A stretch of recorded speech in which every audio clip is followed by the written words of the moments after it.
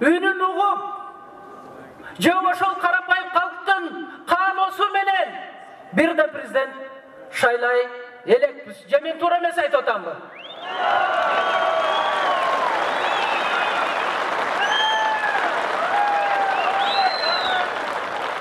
Ошондуктан, урматтуу менин жердештерим, Садыр Жапаровду бүгүнкү күндө карапайым халк өзү суранып, карапайым халк өзү суранып, президенттик кызматка талапкер болуп чыгуусун мына сиздер сурап турасыңар. Ошондуктан мен сиздерден суранып кетем. Колдоп 10 январда шайлап, президент болгондон кийин коргоп, бул президенттик шайлоо өтөт. Кудай буйруса 80% Кыргызстандагы карапайым халк өзү колдоп алат. Бирок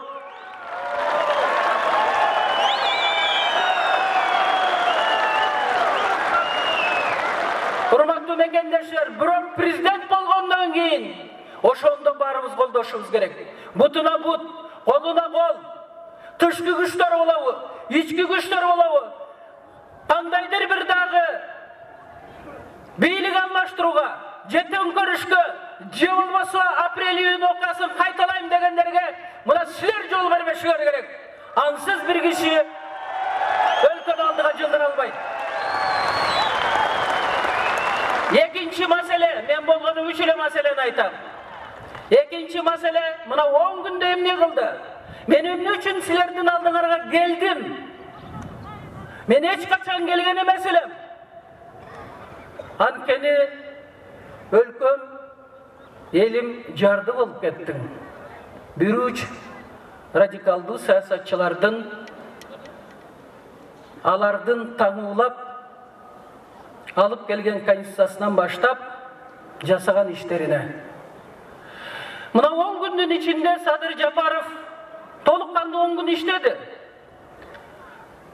Себеби ызычуу, легитимсиз деп.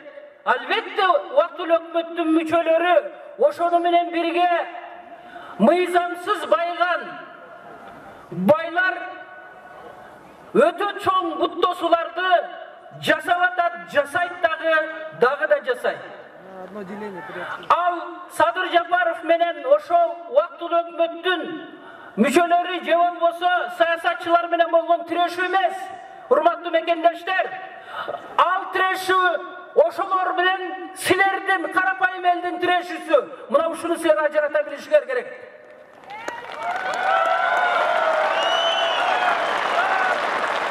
Анткени Садыр Жапаров бир гана карапайым элге иштеп берейин деп атат. Мына ошол 10 күндө иштеген 7 ишин кайталап коеюн. Биринчиси, барыбыздын көйгөйлүү маселеси карапайым элдин маселесин айтып атам. Байлар бизде өтө жакшы жашашат. Биринчи маселе жер маселеси болчу, үй курууга. Биздин тилде айтылганда посылка алуу. Бул карапайым элдин өтө көйгөйлүү маселеси эле. Трансформациялануу, мага ошого мораторий берип койгон эле мурунку бийлик. Келери менен Садыр Жапаров ошону алып койду, мораторияны. Эми айыл өкмөттөр. Кол чаап турабыз, урматтуу туугандар. Рахмат.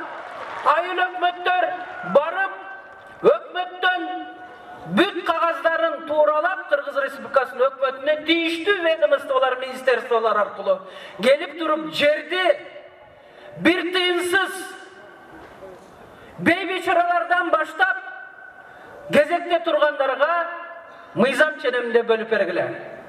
Экинчи маселе, бул 700 киловатт электр энергия боюнча. 700 киловаттан ашса 260 тыйын төлөйт элек, урматтуу мекендештер.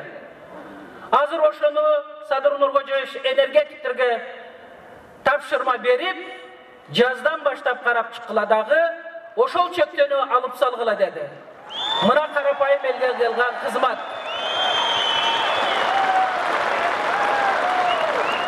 Бирок мен ушул жерде кичине толуктап кетет элем.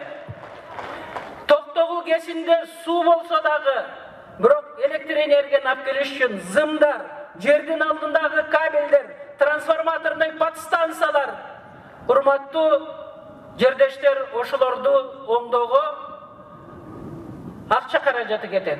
Балким 1 киловатт 77 тыйындан төлөйбүз. Балким ошол электр энергетиктер эсептеп чыкса, 1 сомдо болуп калышы мүмкүн.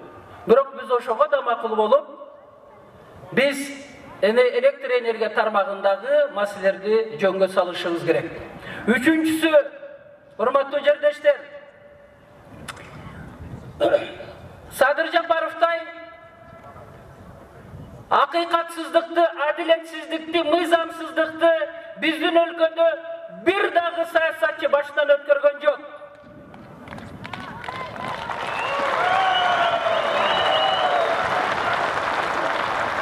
Атамбаев кумтөр элге өтсүн, кен байлыктар элге өтсүн деген үчүн акыйкатсыз камаганда дагы өтө строгий режим түрмөсүнө алып барып, кандай гана кыйноону башынан өткөрбөдү, аны өзүңөр билесиңер.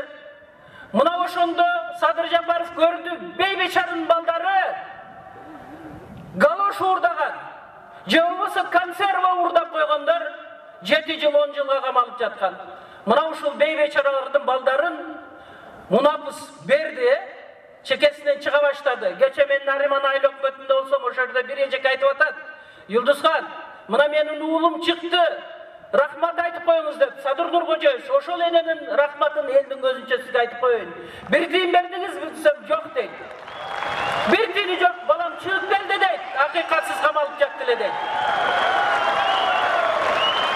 2000ге жакын бейбечаранын балдарын чыгарам деди эле.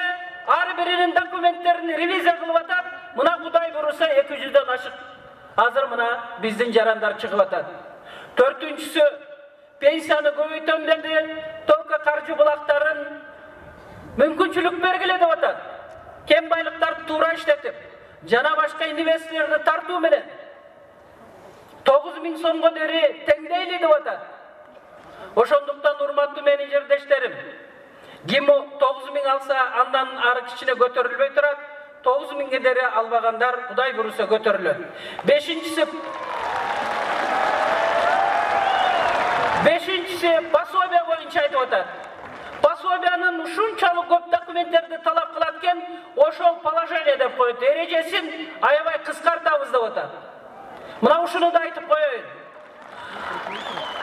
Алтынчысы, урматтуу менин жердештерим, өзүңөр көрдүңөр, пандемия учурунда Кудайдан кийин врач экенин, мугалим бул ата-энеден кийинки адам экенин баарыбыз байкабай эле турмактан бааладык.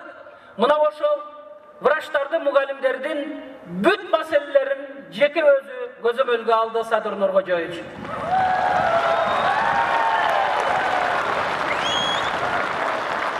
Жетинчиси, карапайым элге кызмат кылам дегени, мына өзүңөр көрдүңөр, кандай гана кыйноо болбоду, кандай гана башынан кандай нерселерди өткөрбөдү, бирок сынбады. Силер үчүн, биз үчүн ошол сыноолорго тике карап турду. Мен ишенем Садыр Жапаровго, силер дагы ишенгиле. Үчүнчү акыркы айта турган сөзүм, Конституция боюнча кандай бизге президенттерди таңуулап келсе, ошол эле саясатчылар Конституцияны да таңуулап келген. Башка чет өлкөлөрдүн Конституциясын көчүрүп келип, эми мындай болбойт. Ар бир Конституция өзүнүн өлкөсүнүн, ошол жерде жашаган элдердин үрп-адат, салты, дегеле, маданияты бар тең камтыган, менталитети камтыган Конституция болуш керек. Ошол үчүн парламенттик, же президенттик, же болбосо аралаш президенттик, анан парламенттик башкарууга барышыбыз керек деген референдумга коюп атышат. Мен парламенттик башкарууда иштеп көрдүм. Hiç kim жоопкерчиликти албайт экен. Президенттик башкарууну да көрдүк. Премьер-министрди иштен алып коюп, президент эчтекеге жооп бербейт экен. Эгерде азыр президенттик башкарууга макул болом десеңер, анда президент дагы, премьер-министр дагы бир адам болуш керек. Ошол адам мамлекеттин, элдин тагдырына жооп бериш керек. Кыскача айтканда, мына ушундай түшүндүрүп кетет элем. Aman bolunuzlar, var bolunuzlar. Men oyluyum, Sadır Japarov'tu 10. yanvarda barız bir kişide şaylap bir alamız dep. Ağa deri varınızlar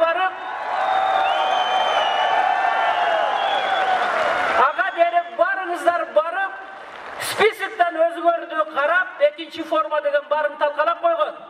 Spisikten özgördü, tizmeden özgördü karap, bayağı bilesizlerde избирательный участковый комиссияга барып туруп, ар бириңиздер мен суранып кетем, караңыздар. Анан Садыр Нуркожоев сизден бир сураныч. Кара Суу районунда 430 миңден ашык эл жашайт. Сиз жаңы жылдан кийин келип, Кара Суу эли менен өзүнчө жолугушуп кетсеңиз, ошол жакта да көйгөйлөр бар. Дагы биз аэропорт салабыз деген жакшы үмүтүбүз бар эле. Маадайлык үмүтү болуп Садырды. Ошону да карап көрөсүз дейсиз. Анда эмесе menin öte süygün Süleyman Toğusu var, Ordolu Oş, Kurmancan'dan kenem jürgün, Alınbek Datkam jürgün, Özgöçö, Meymandoz, Aykön, Boruker, uşunçalık bir başkaça adilettүүлүктү, акыйкаттуулукту, мыйзамдуулукту сүйгөн элим Аманмолдагы Садыр Жапаров уулуңду шайлап коргоп ал. Бар болуңуздар. Чоң рахмат, чоң рахмат, чоң рахмат.